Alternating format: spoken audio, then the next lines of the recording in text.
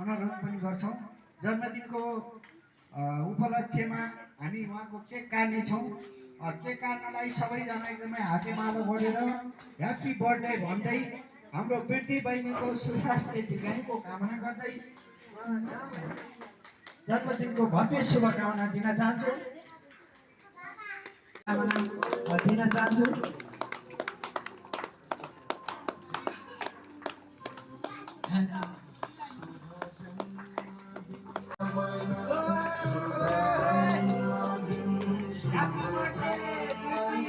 वृद्धि बहिनीलाई विशेष गरी आज सङ्क्रान्तिको माघ 1 गते पनि हो र उहाँले आफ्नो जन्मदिनको उपलक्ष्य बहिनीलाई धेरै धेरै